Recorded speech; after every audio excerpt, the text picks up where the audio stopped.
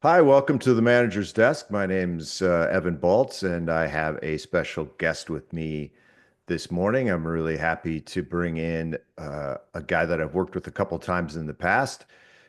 His name is Jay, and he is a CSPO, a CSM, a CSP-SM, a CAL, and a PMP.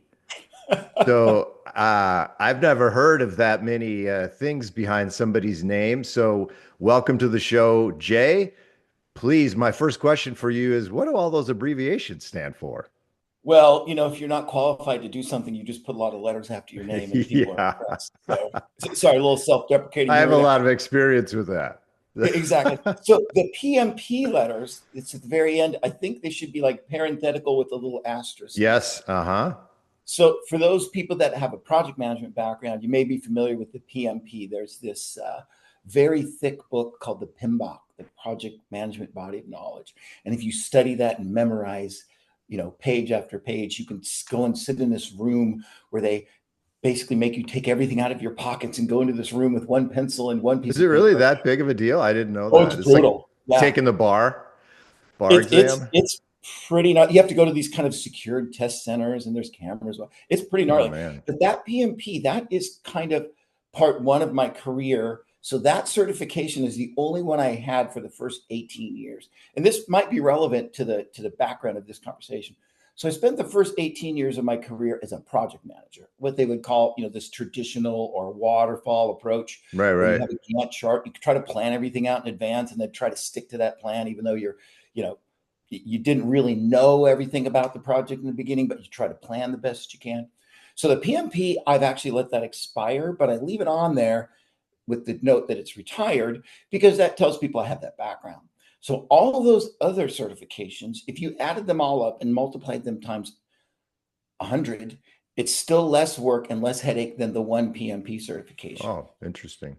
So the last 13 or so years, maybe 14 now, after I went to a certain very famous shoe retailer, they hired me as a project manager and said, "Hey, we have these people doing this Agile thing.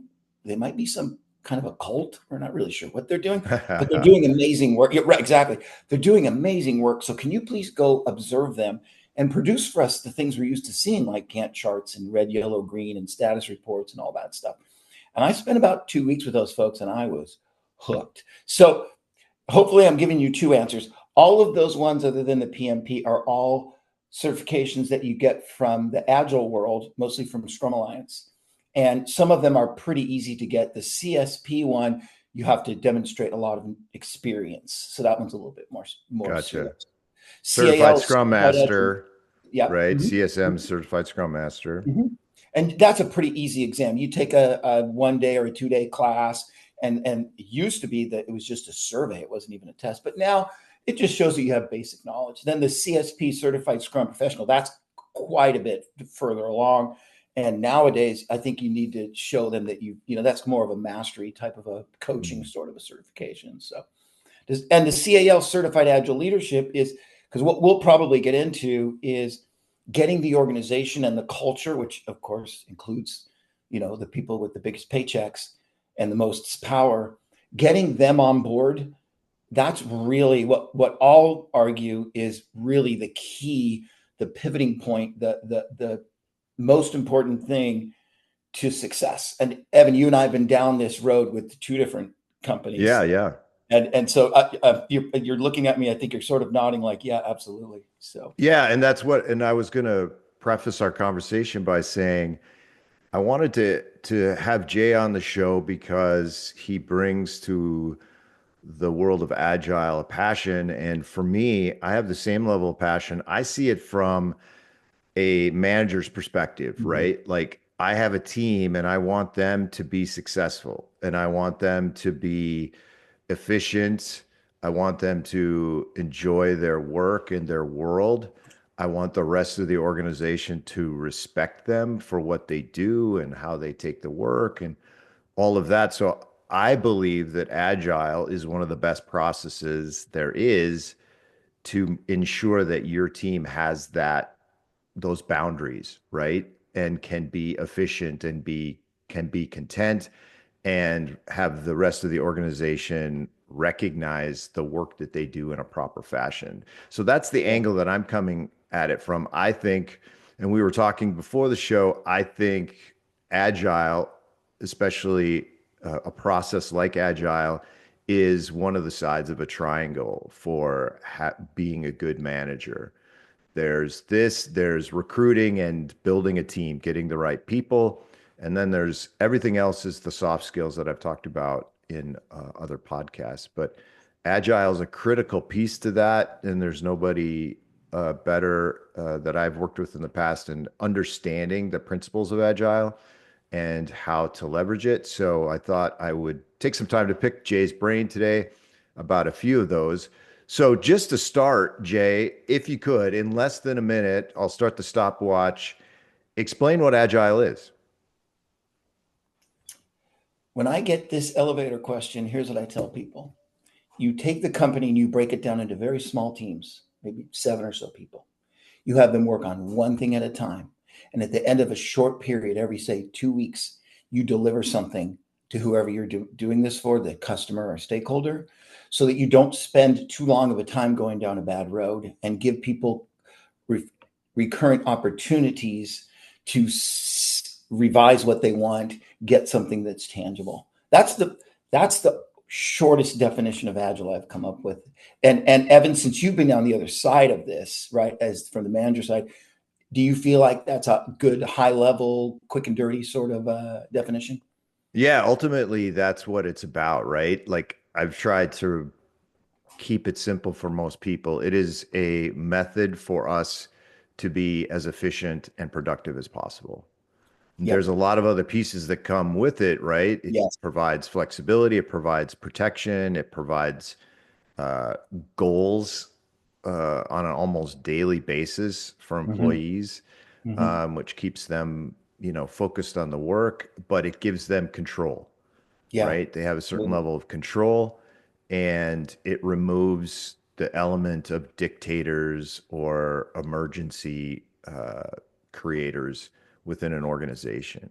I'd also Um, argue, sorry, Evan, yeah, if no. done properly, yes. And the more properly it's done, the more return we get in those areas.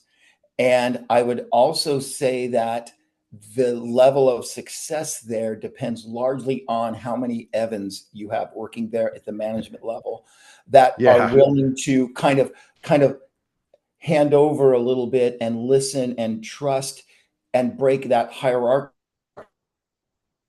Yeah. of people doing the work. And how, in your mind, Jay, how does it differ from other methodologies? Ooh,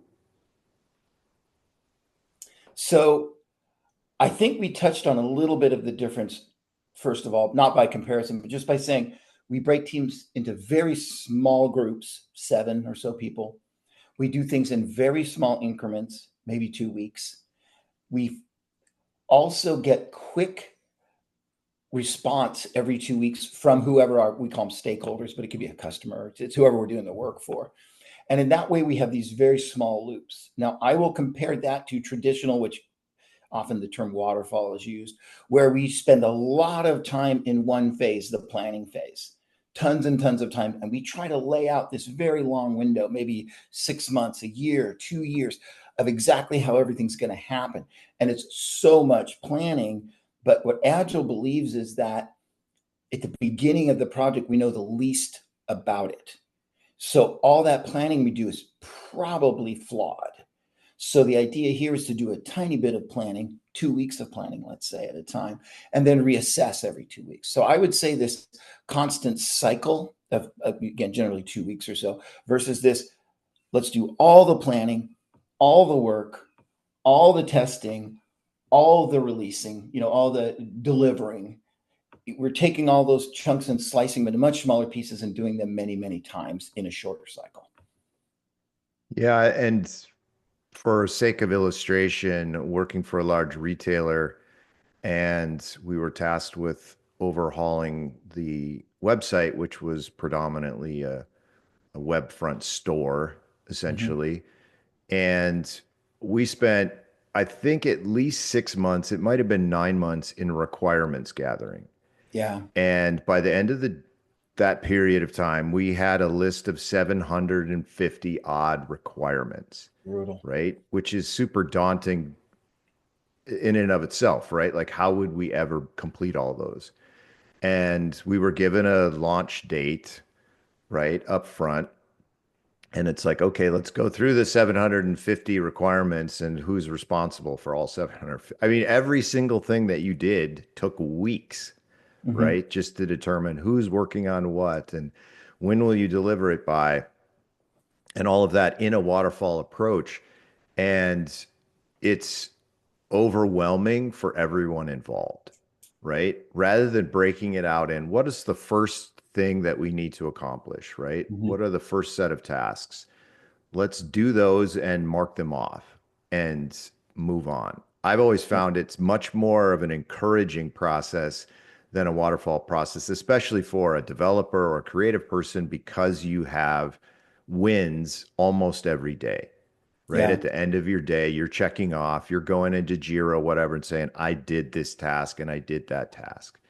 Yep. And so I accomplished something. If it's a waterfall, you may be doing those same tasks. You're just not getting credit for it, right? Yeah. Nobody Yeah. nobody cares in a waterfall world about the individual tasks. You only care Yep. about the end Yep. product. And by the time you get there, things have changed, like you mentioned, so much over Hmm. the course of the project that most of that has to be undone, redone, changed ad nauseum, Yep. and you feel like you may have been in a project for 2 years and not accomplished anything. Yeah. And Um, that's interesting too, along those lines, Evan, is when we do all that planning up front, again, we mentioned we know the least about what we're doing, the effort. We know the least about what's going to be required. We know the least about the technical limitations. And what I found, I have seen so many times in that 18 years working in that waterfall space that somebody got stuck on something for a long time. And then when we finally escalated it to whoever it was that asked for it, they're like, oh, that was just a throwaway. I just threw that in there because I thought yeah, it was easy. And they're like, oh my gosh, I've been pulling my hair out on this thing for X amount of hours or X amount of days or weeks or months or whatever. And I've also found, Evan, it can go the other way too, is we can get to something and we might get, and you said this launch date, which I love. We're at the beginning of something, we don't know much about it, and we're going to commit to a date to get something done. yeah, How in the world impossible. Go. So, what I have observed quite often is that we get to a point where the person who wants something and the person who's doing something meet regularly and they say, hey, you want X, right? And they say, well, I really wanted Y, but I figured that would be too hard. And the person goes, are you kidding me? Y is 10 times easier and faster. And they're like, really? Yeah.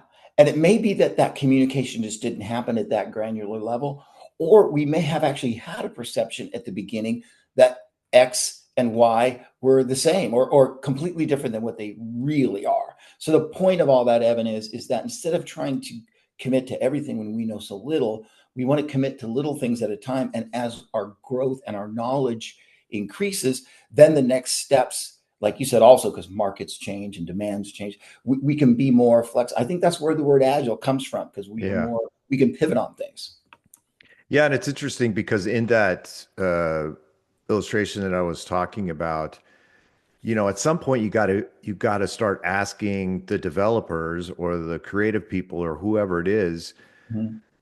how long is it going to take to do that, right? Mhm. Like, and how Mhm. complicated is it? When you're Mhm. collecting requirements in waterfall, you're just putting requirements on it. You don't have any idea how long any of Mhm. it's going to take. And then Mhm. you get to the point where you go through an estimating period and then you realize, oh yeah, that's 10 years worth of work. We probably need to Yep. scale back these requirements, right? Yep. By Yep. that time, you've already wasted so much time. It's no wonder these projects never get done, right? They Yeah. take Yeah. forever and people get frustrated in them, and it's very hard to see the light at the end of the tunnel. But one of the things that I always like to do with my teams is to say, tell me how hard that is. Now, here's the thing, and you've probably faced it before too. Mhm. Nobody likes to, everybody likes to say that they're a rock star and they're going to hammer Yeah. that out in 2 hours, right? Yeah. So I have to be careful. And as a manager, I think my advice to everybody is have that authentic and real relationship with your team so that when you Hmm. ask them that question, they're not trying to impress you, Hmm. right? Because everybody falls into that category. Well, how long will Hmm. it take? Oh, I'm the Hmm. greatest PHP programmer in the world. That'll take me an Hmm. hour. That should be no problem, right? Well, I was a PHP programmer and I know that you run into stuff and it takes not an hour, it takes a week, right? Yep. Things happen.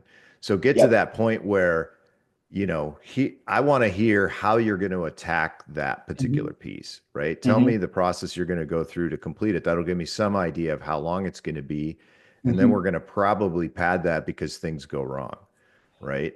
Evan, Always. that's such a good point. And let me add a little piece to that. Do the old yes and coaching approach.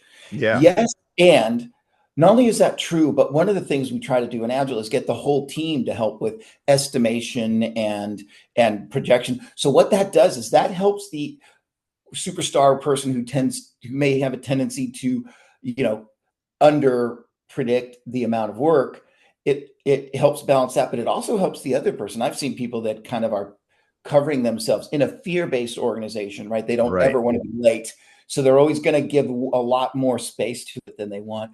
But with the whole team there, I think sometimes folks at the beginning of an agile transformation will go, why do we need everybody in here to talk about this thing that this person's probably going to do?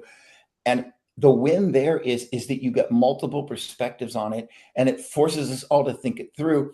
And then somebody in the group will ask a question that somebody else will think is kind of a dumb question. And it's usually the dumb question, Evan, that's the light bulb turner oner, if you will. That dumb question that gets asked, you're like, whoa, wait a minute. We were making all these assumptions.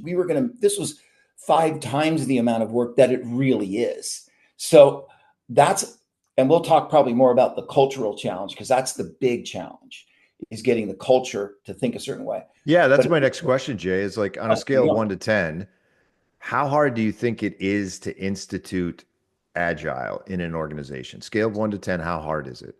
there is, and I won't mention the name because we're trying to be generic about names, but basically the person who's wrote the first book on agile coaching, and it's a great book. If anybody wants to know, we can give you that information. But that person has said, and many people in Agile and Scrum have said that getting Agile and Scrum started is very easy, but mastering it and doing it well is incredibly difficult. And it's really what you mentioned earlier, Evan, which is the soft skills. In order to really do this well, for example, we have to have a middle or an upper manager listen to somebody who's doing the work, who they outrank, right? Because there's this hierarchical, that's just how things work. To listen to that person and realize that they might have knowledge that that other person doesn't. And we also have to have as much transparency as we can too, so that that person at the higher level can share pertinent information with that person doing the work, so they have some of that perspective that's needed. So emotional intelligence, trust, psychological safety, all these things that we can dive deeper into if you want. Those are the cultural things, and those are the things that if that doesn't exist, implementing Scrum is very easy, or implementing Agile is very easy, but the effectiveness is very low. What are some of the other key blockers that you've experienced in the past when you're Oh, attempting to implement agile? yeah, I would say they all fall under that cultural world. You've got instances, for example, where companies are incredibly collaborative. There's a creative company that we all watch their movies all the time that I worked for quite a while. And they were so collaborative and so soft and so sweet and so wonderful to everybody that people were afraid to push back on something. Mm. If somebody would overpromised or was doing something, they were scared to have a little bit of constructive conflict if needed. And so if you remember the old Tuckman's model, forming, storming, norming, performing, we've got to form and become a bonded team, but there's got to be some place where we have space for that. There's other places where it is so dominant and so hierarchical from a culture perspective that everybody's afraid to say anything other than, yes, boss, I'm going to do that. So that's the value, I think, of somebody like you as an agile minded manager, and somebody like me as an agile minded coach, is to go in and look at the symptoms of the disease and say, okay, an approach in one place might not be the same as the other, but both of them are, because there's either too passive of a culture or too aggressive of a culture, as an example. Yeah, and it's interesting because that's been my experience too. I think that in an organization, senior leadership sees Agile as like they're buying software. Mm-hmm. And they have this mindset of like, well, we need a solution. Let's buy one and Mm-hmm. let's have Agile because that sounds like a solution. Mm-hmm. And so they think that it is something that you can magically plug in any Mm-hmm. instance with any Mm-hmm. mix of people. Mm-hmm. And I can snap my fingers and it'll all work. What they don't Correct. realize is, like you said, it's more about the culture of the organization that can adapt and bring on agile. But that culture piece is so critical. You could have Mm-hmm. everybody on all of the teams, all of the doing teams Mm-hmm. could be completely bought into agile and working it. But if you have an executive who has granted themselves supreme power to override the process, then you have nothing, right? Because Correct. now you don't have a process. Yep. And I think there's this sense among certain leaders, and I see this as a roadblock, is like our egos are in the way of agile, So right? true. Because as a manager, so this Mm-hmm. is interesting because a lot of managers feel like their job is kind of project management, day-to-day stuff. Mm-hmm. And so agile comes in, they're like, well, now I don't understand what I'm supposed to do, Mm-hmm. right? I used to manage the project and whatnot, and now agile's taking care of that Mm-hmm. for me for the Mm-hmm. most part. I don't know what to do anymore. So Mm-hmm. I'll meddle, right? Because I don't know Mm-hmm. what to do. So I'll meddle and I'll try to find ways around it. And that's the exact opposite thing to do. It is get rid of your ego, step back, and realize the people who are doing the work are your responsibility, right? Yes. Agile is allow Agile to take care of the project. You take care of the people. What Yep. are their needs? How are they feeling about it? Are they Mm-hmm. overworked, underworked, Mm-hmm. whatever? Mm-hmm. Um, do they have the requirements properly spelled out for them? You Mm-hmm. can assist them and Mm-hmm. manage them and help them to be, Yep. healthy in their role. But a lot of people don't have experience with that, so they Mm-hmm. revert back to, well, I'm just going to be a dictator again, and I'm Yep. just going to tell people what to do. Yep. And it's because I have a title, and therefore that title means I should be telling people what to do. Now, I don't know where Mm-hmm. that ever came into the business world. Like, did we adopt that from the military or something that somehow Mm-hmm. it's like, well, as soon as somebody has a title, that means they get to tell everybody what to do. Right. And that's the wrong approach. And you've seen Simon Sinek for sure, who has Mm-hmm. had discussions about that, that even in that circumstance, the best leader is someone who supports Yeah. and encourages, Yep. right? Yep. Like this is a model for it. So the culture is, I think we agree, is probably usually the biggest blocker.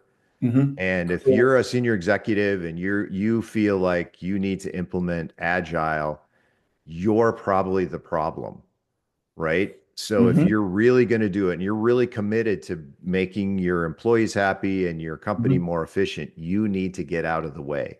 Right. Directors, VPs, even Yep. managers, you need to get out of the way of the process Yep. and support the people, support the greater organizations, support the greater goals, things like that, but stay out of the process per Mm-hmm. se and Mm-hmm. support it, right? Yep.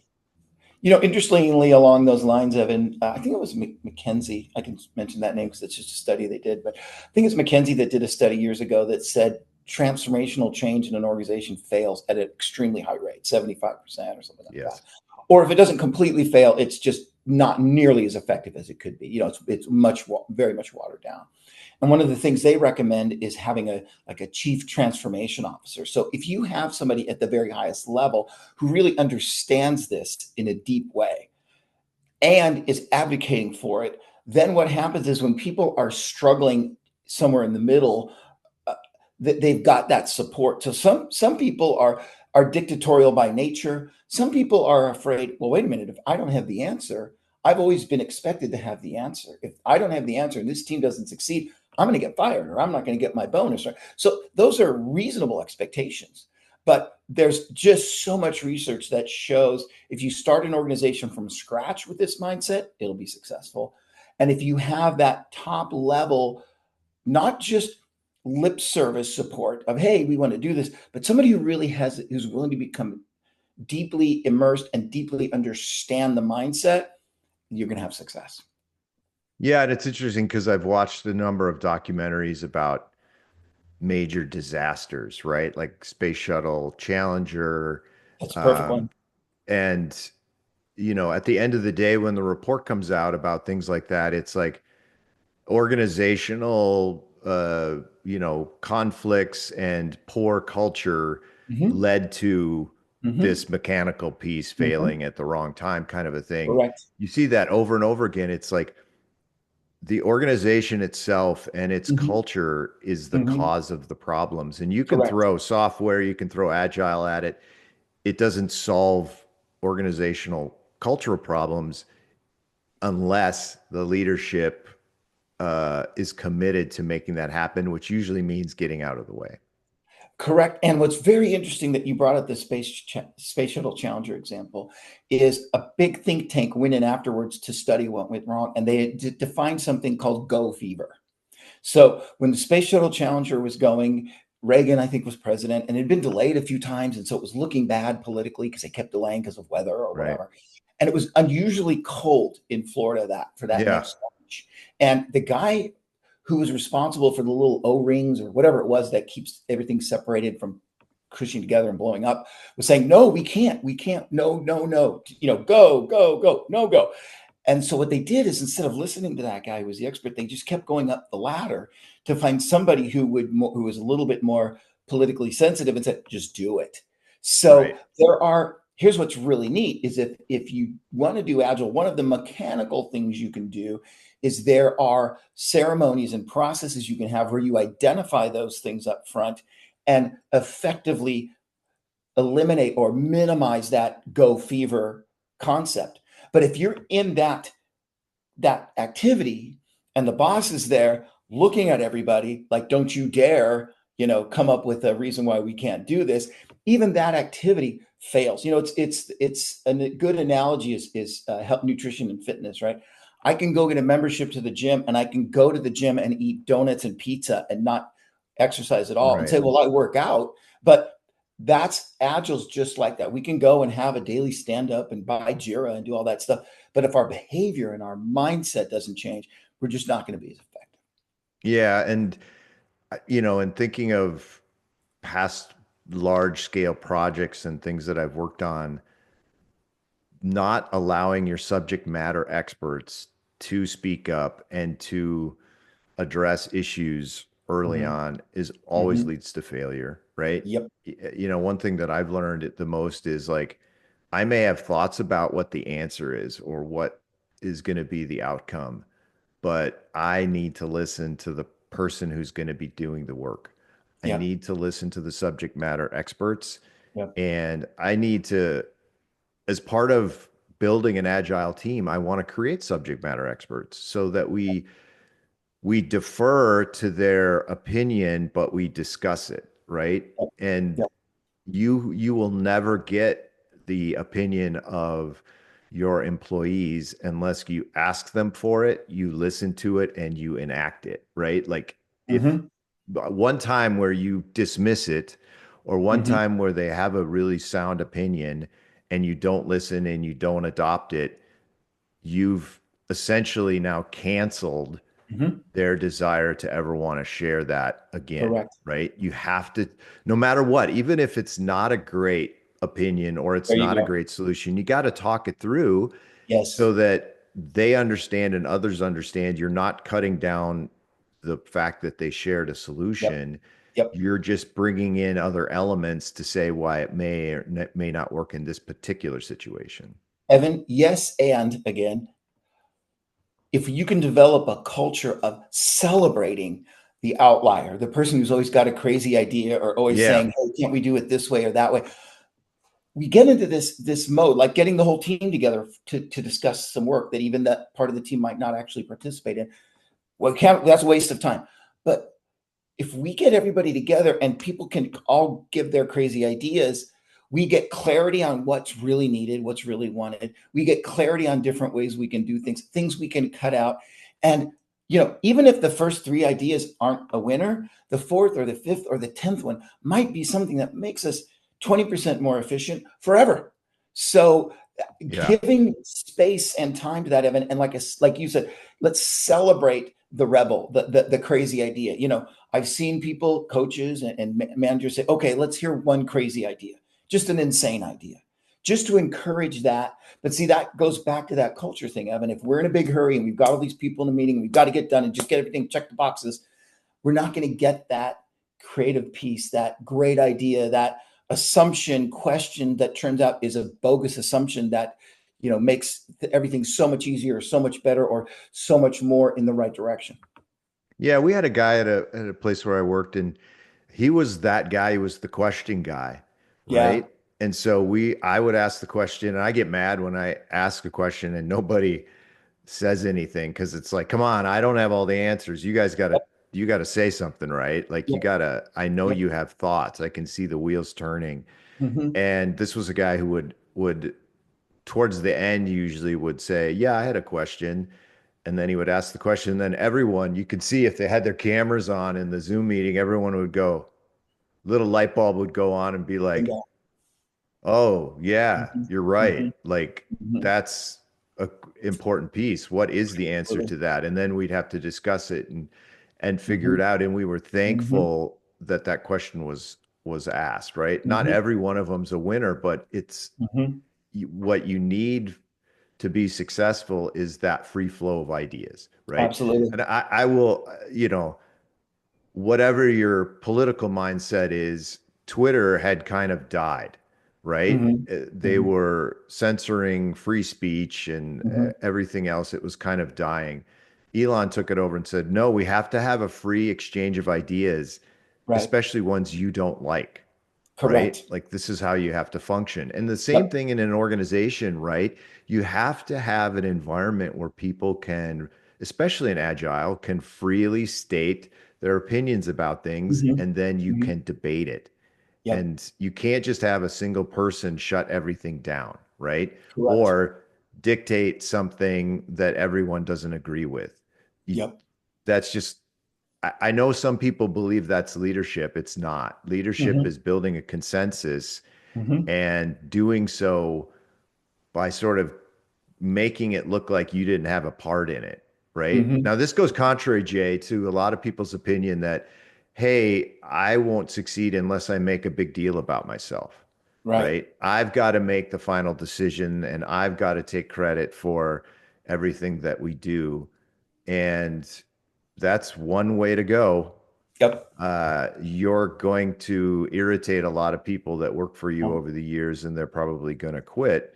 Another yep. way to do it would be to help them be successful, and through their Yep. success, whether you're recognized for it or not, you feel a sense of pride in that the work that you did with those people and establishing the process and everything else is something that actually, whether anybody recognizes it or not, really helped the organization and the bottom line at the end What's of the day, interesting, right? Evan, is all these different things we've talked about, and then we've talked about the foundation they have to live on to be to go well.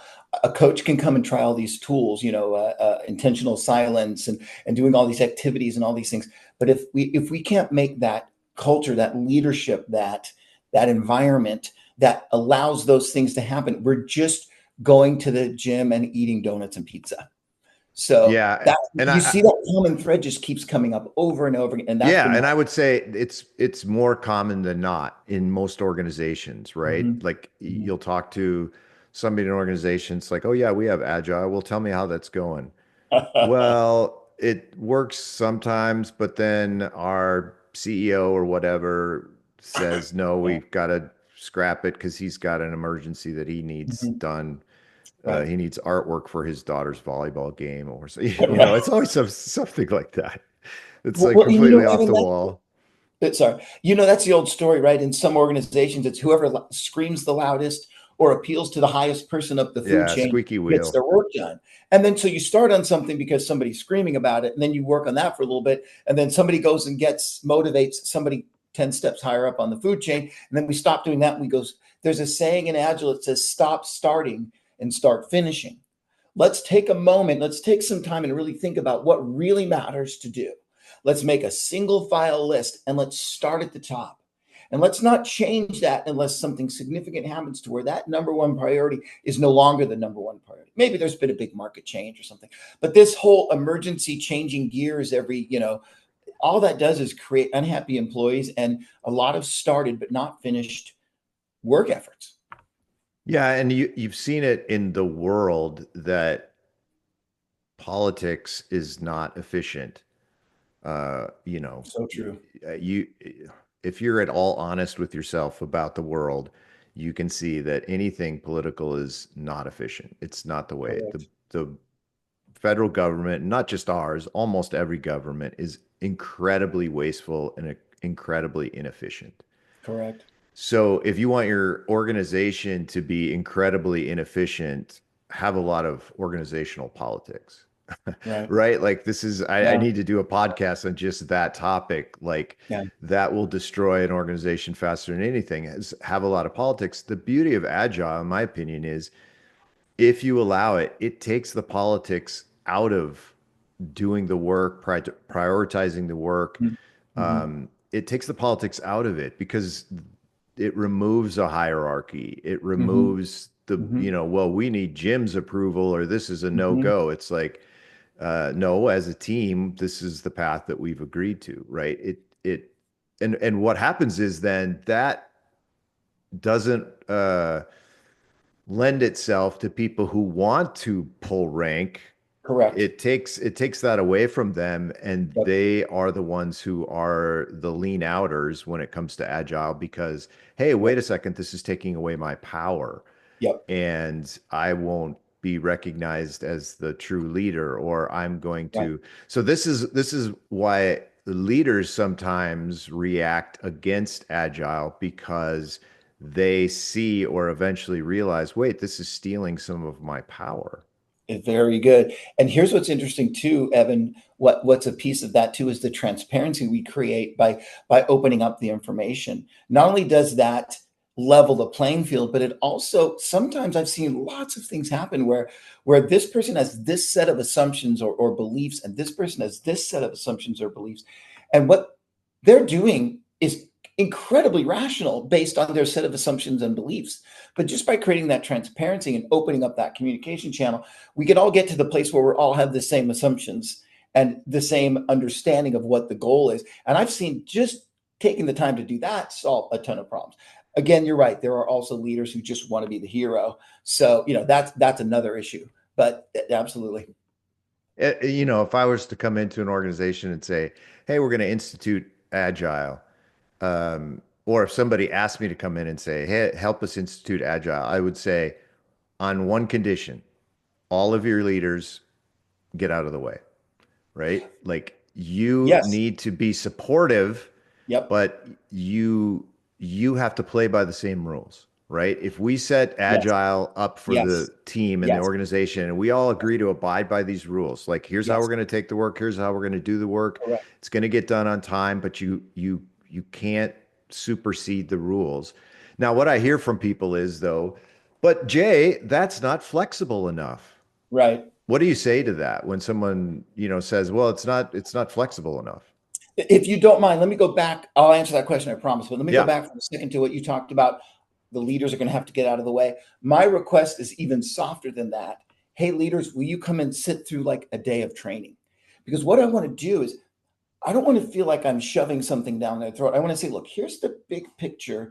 Here's why we're doing it the way we're doing it. Here's it may look simplistic, but there's a lot of really smart psychology and human behavior baked into this. And then you can get people to buy in, and then they're not just getting out of the way to say, okay, Jay, go for it. We trust you. But now they've actually understand it, and they're going to make better decisions than an outside coach ever will. So to me, if you can pass that, they talk about shu-ha-ri, the three phases: beginning, intermediate, advanced. And in the shu beginning phase, that's what you're doing, is educating.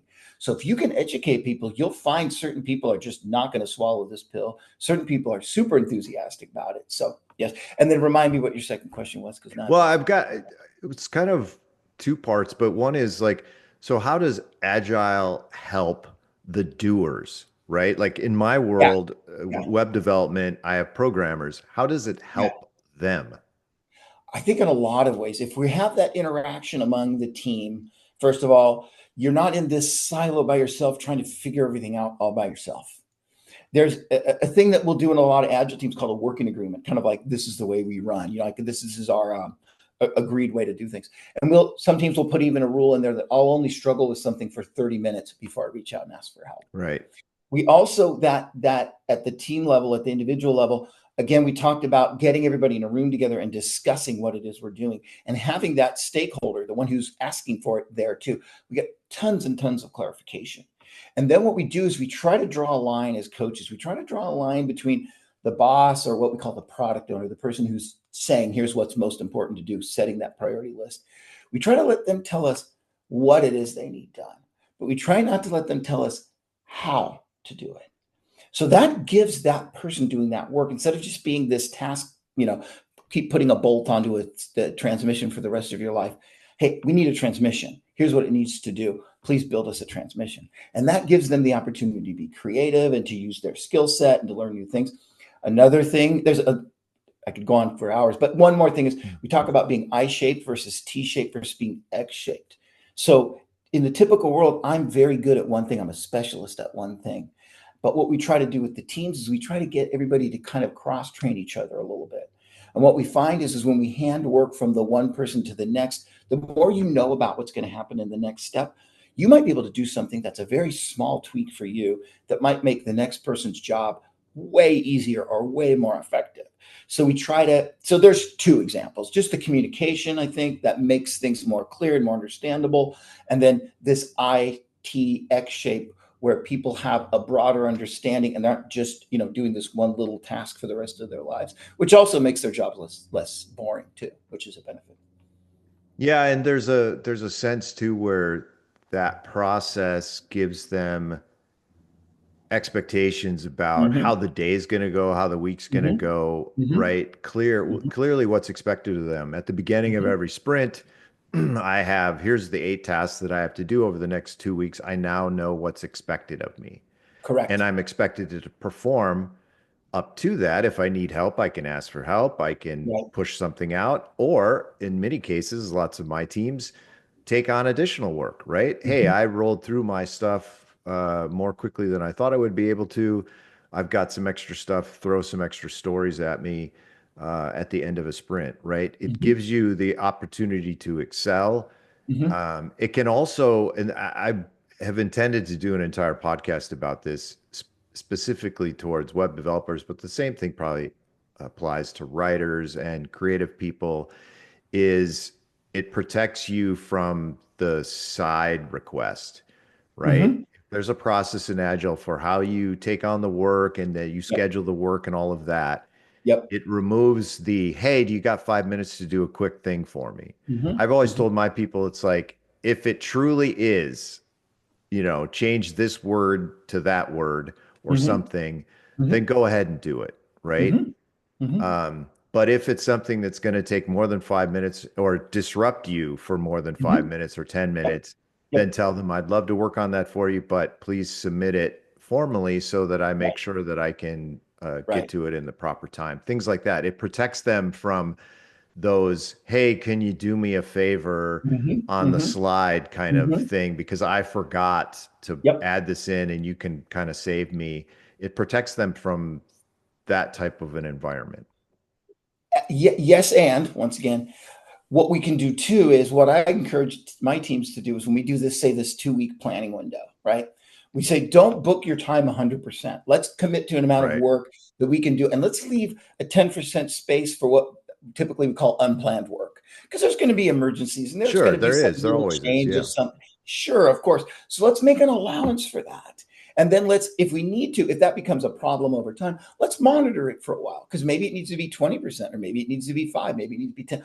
Or maybe if it's 20 or 25 all the time, on a consistent basis, maybe that's an indicator to us that we're rushing through the planning process or the requirements Right. gather, or that type of thing. So we can get data, empirical data that will help us, but we most definitely should allow, like you said, if it's changing one word, you don't have to go through a process. Right. That's ridiculous. So there's allowances for that too. Absolutely. Yeah. And I've always told the teams like the process here that we've outlined is not to serve itself, right? Correct. Like too many times it's like Mhm. there's a rule for the sake of it being a rule, Got to right? go. Yep. And, to help everybody understand that every piece of this process, whether you're a stakeholder, you're an Hmm. executive, you're a manager, you're a person doing the work, all Hmm. of the prescriptive ideas for how to do that within Agile, they're there with positive benefits, right? Correct. And they only turn into negative things if you kind of make them into negative things, right? Correct. Or if you fight it or you try to find ways Hmm. around it. It Hmm. is there to serve a purpose, not to serve itself. It's not just some arbitrary rule, right? Hmm. Yes. um, it has value, and unless you kind of understand the overall value of this Hmm. process, you're gonna fight it, and then you're Hmm. gonna here's what happens: you're gonna fight it, and then Hmm. it's gonna fail, and then you're gonna go, see, it didn't work, Right. right? It didn't work. It's no good. Our organization is too sophisticated for agile, Right. or we're too this or that or whatever. And then, Never heard you that. find somebody to blame for why it failed. The reason why it failed is because you tried to work around it rather than with it, right? My next Yeah. question was on the flip side of that, how does agile help managers? So the first thing I tell managers in a training when I have managers, I go, look, first of all, you're not going to have maybe not have as much day-to-day stuff to do and as many having to make decisions on the fly. I said, but here's the good thing, because managing those folks is easier. You can actually probably have a much larger team. So some managers are like, wow, instead of having 5 direct reports, I can have 10 or 20, which you can, because you still will do things like, helping their career development and still have weekly one-on-ones with them. But you're going to spend a lot less time day to day telling them what to do or how to do it. You get freed from kind of sort of the mundane detail Being in stuff. the weeds all the time kind Yeah, of situation, absolutely. right? And I'll tell you what's funny too is in a behavioral circumstance, sometimes those people are so used to being told what to do.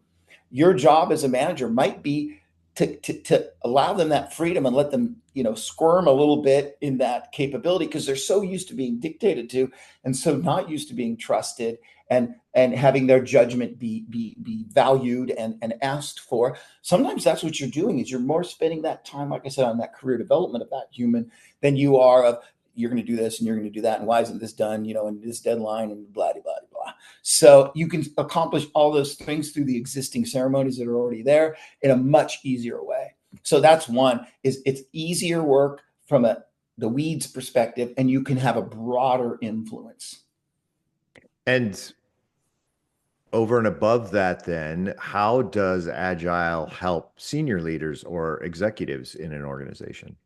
So the nice thing about that is that if this is done properly, whatever at that level, those folks should be setting a strategic vision and deciding what are the really important things to do. We would call them maybe epics or something. We use some term Right. other than we talk about the individual work pieces as user stories or tasks, some smaller piece. But at the higher level, the big rocks or the strategic goals, we call them epics or something like that. So if we do this right, once a quarter or on some regular basis, this senior leadership is saying, hey, y'all, this is what really matters for this company.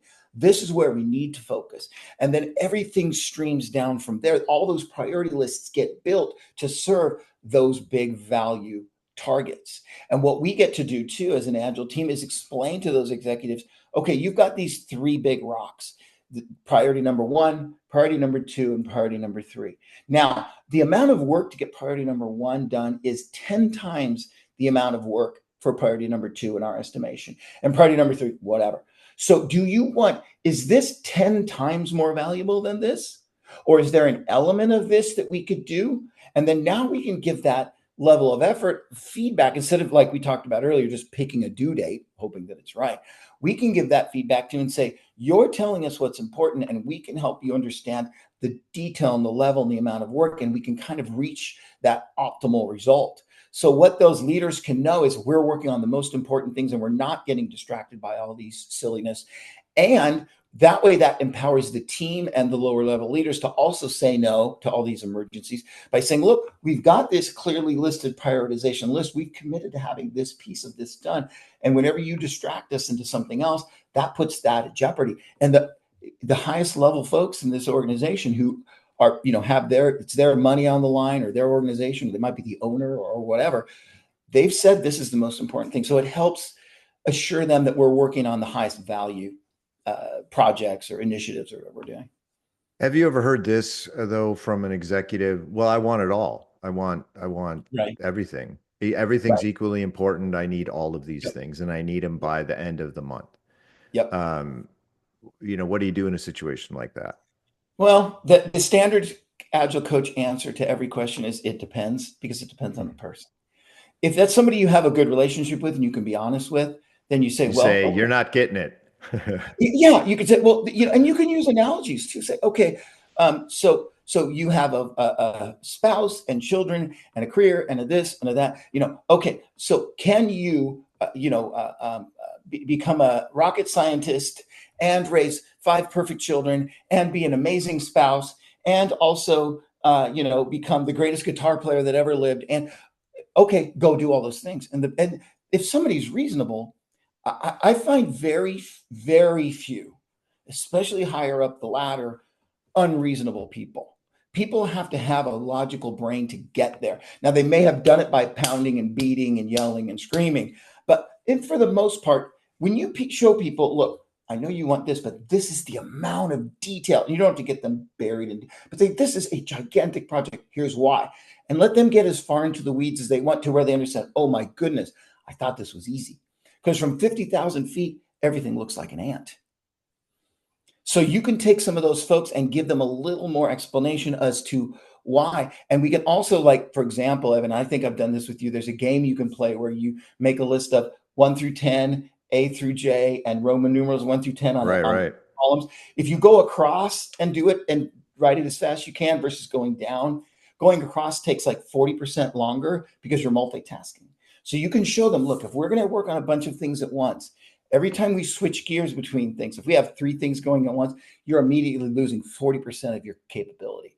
And it's worse than that, because every time you switch gears, there's a time clock of less efficiency. When you have to switch gears, you're kind of starting over on that new thing, and it takes time. So it's way worse than the 40%. It's really, 60 or 70%. It is, So, and especially in my world, in web development world, when you're doing something that's very detail oriented, correct. like programming, where Mhm, a semicolon placed mhm, at the end of a command line is mhm, missing, the whole mhm. thing Crashes. collapses, right? Mhm, And mhm, somebody walks up to you in that moment and says, "Hey, I need you to do a quick task for me."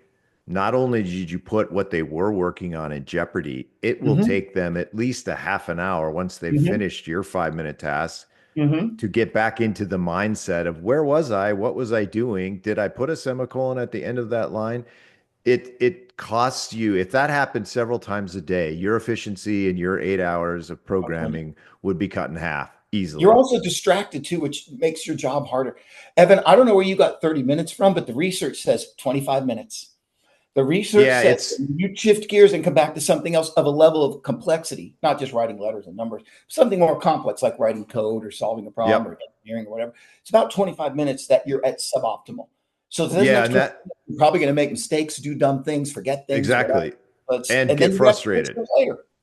Yeah, get frustrated. So there's the Mhm, payment of that time down the line mhm, too, because now you have to fix what got broken. And it's always funny because, if you release something in the web development world and something doesn't work, there's a Mm-hmm. lot of reasons why that happened. And usually it comes down to because I had to take 20 minutes to go do that Uh-huh. emergency for Jim on the Uh-huh. side, and I got distracted. And therefore, now this is, and you'll get the question is like, well, how can we avoid those problems in the future?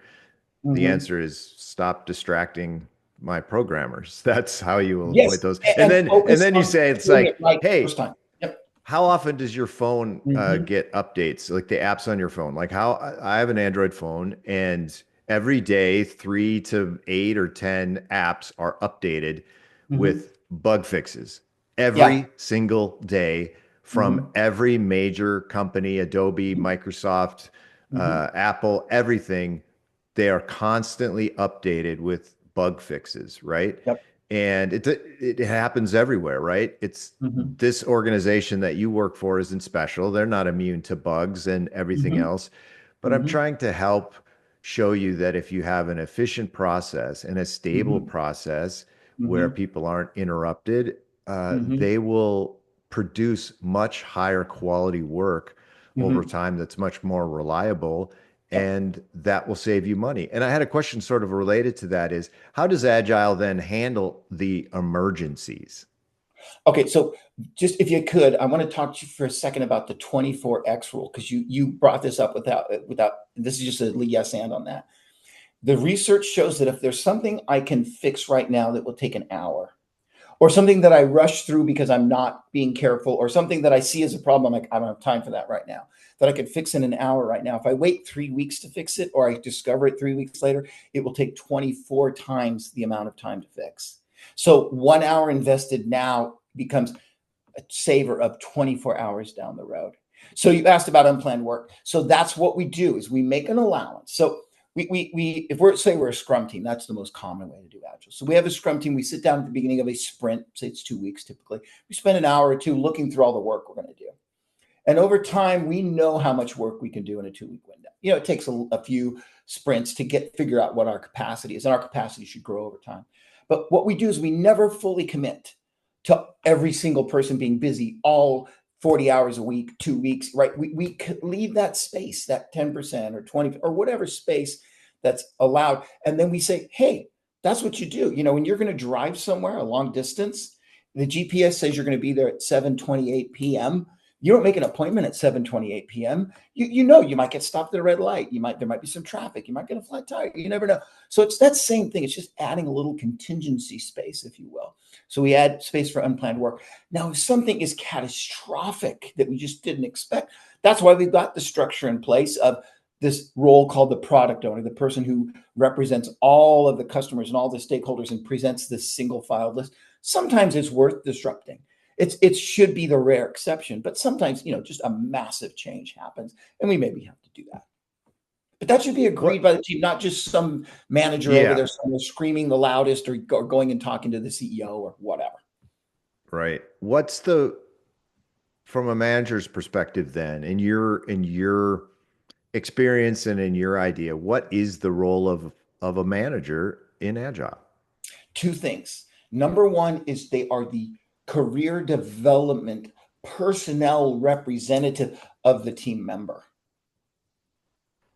And then they are also an organizational person that works with the system. So if they have something they think is important, what they can do is partner with that product owner, that person who sets the priorities for the team, and go talk to them and explain to them why what they need is so important. And it's not about overpowering someone, it's about sharing information. And most reasonable people, hey, I'm the manager of X department and I want this because blah, blah, blah. And then we've identified that that's going to save the company $10. Okay, well, but the number one priority thing we're working on right now is actually going to generate $100 million for the company.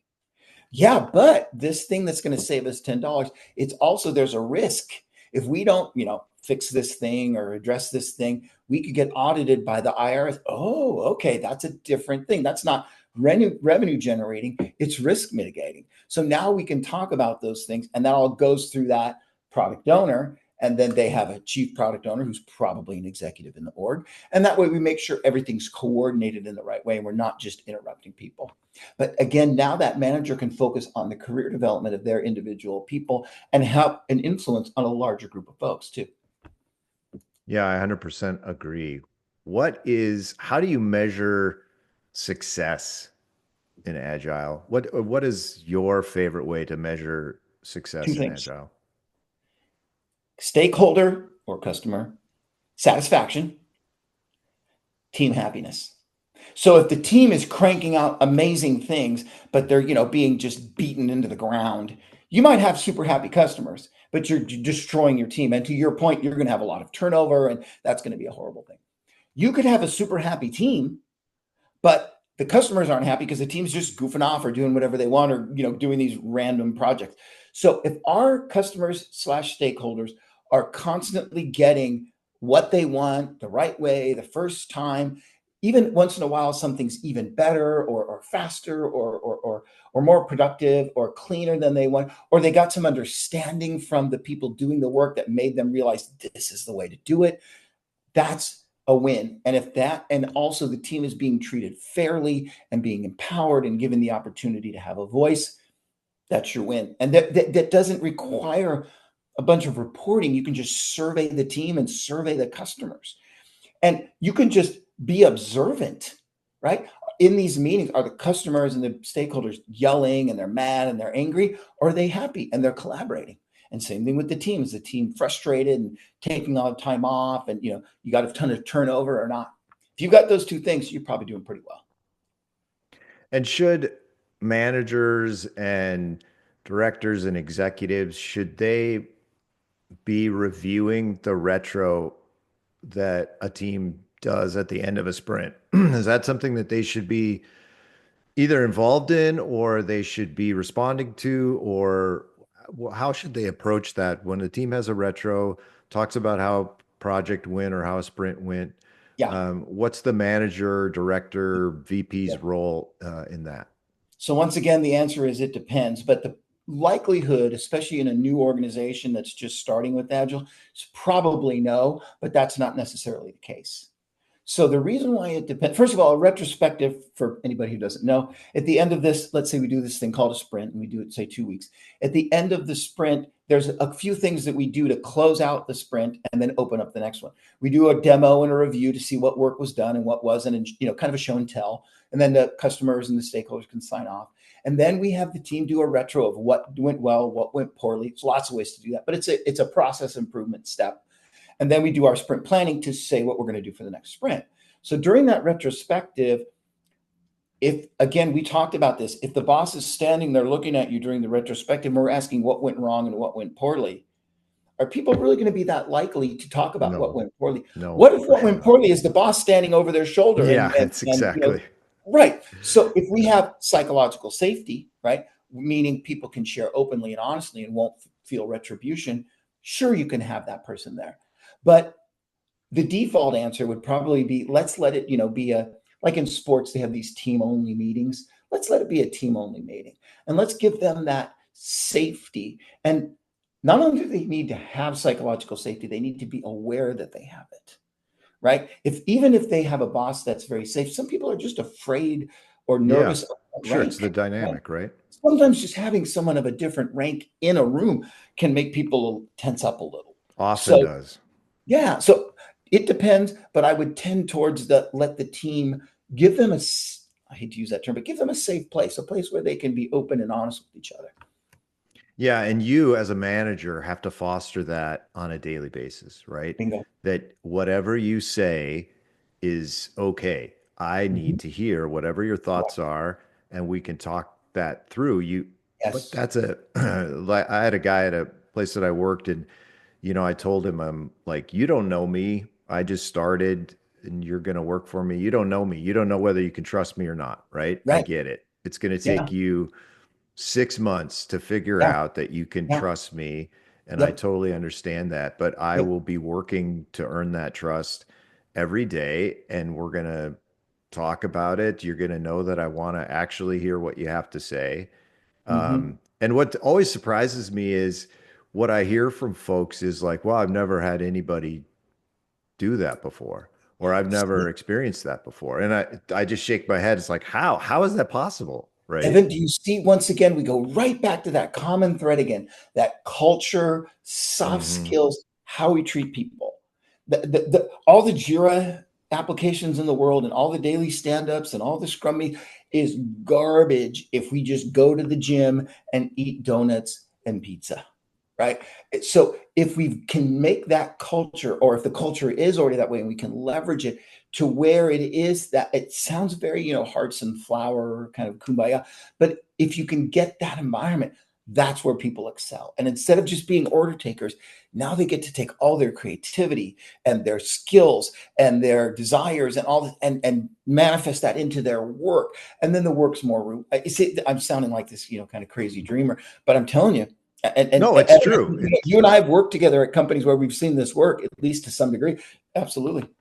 Yeah, and it's sad if it's interrupted or whatnot, because when it's really working and Yeah. you see it, the employees are Yeah. happy, they Yep. feel Yep. rewarded and Yep. fulfilled in their job. They feel Yep. like they have a say in things. They Mhm. experience kind of the joy of being a subject matter expert on something and having their opinion asked for. And these are not complicated things to do. It comes just be a good human being, right? Yeah. Ultimately, it comes down to just being a good human being.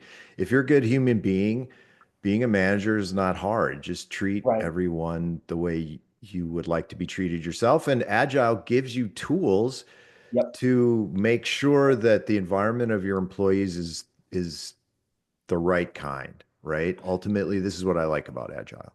Yeah. Yes. And Evan, the unselfish and the right culture approach has a very selfish reward, which is your team. You'll have stability. People will stay. They will learn each other's jobs and they will do amazing things and they make you look good. So if you can Yeah. change that mindset of I have to do everything, and you can say, I'm going to enable these people and they're going to do all this amazing stuff and I'm going to get a big fat raise because these on these people's shoulders because I empowered Yeah. them. So Yeah, and I, it's interesting. I was thinking about it's a quote, and it's like with any quote that you see on the internet or LinkedIn or anything, I always like, did that person really say it? I don't know. So I'm prefacing this, but yeah, it was attributed to Richard Branson, the Virgin yes, Air guy. And, somebody said, well, the customer's always right. And he said, nope, it's the opposite. It's like the employee's always right. And the happy employee who is doing work they've been empowered to do will make sure that the customer is satisfied, right. right? But you have Yep. to start with the employee. They have to be satisfied, they have to be content, they have to be empowered, and Agree. then they have the ability to satisfy the customer. And you'll see it in organizations that you've ever worked for. If you Mhm, go and say, well, I'd like to return this. Oh, I'm sorry. Our rules say that mhm, this is the 31st day and you mhm, have to return it within the third. mhm. You have not made your customer happy and your employee is now miserable because the employee Correct. can't help the customer. Yep. To say that's no problem, we'll take care of that right away, Yep. because you've empowered the employee to sense Yep. what the need is of the customer Yep. and to adapt to it. And ultimately, that's agile. There are processes in place, there are rules in place for agile, but Mhm. they're not the end result. The end result Correct. is I want a satisfied employee, and there Mhm. that satisfied employee will satisfy my customer, my stakeholder. Correct. And once I commit and buy into that, you will see how that can change an entire organization and the organization can flourish. And like I Absolutely. said, as a manager, that's what I'm looking for, that stability, that satisfaction, that Yep. ownership of the work. These are Yep. things that I want, and I've seen Agile bring that to teams. Correct. Hey, Jay, it's been a pleasure. Always good chatting with you. Thanks for being on the show. Just a reminder to everybody, you can listen to the show on iHeartRadio or Amazon Music. You can watch and see our wonderful, beautiful faces on Spotify, which is one of my favorite platforms, or on YouTube. These are on YouTube as well now. But you can visit with us there. We'd be happy to answer any questions that you have. Please leave them in the comments sections wherever you consume the podcast. Leave your comments there for us, and we'll be happy to respond to them. Again, thank you, Jay. Appreciated having you on the show. Pleasure. Thanks for taking your valuable time and sharing it with us. And for everybody out there, we'll see you next time.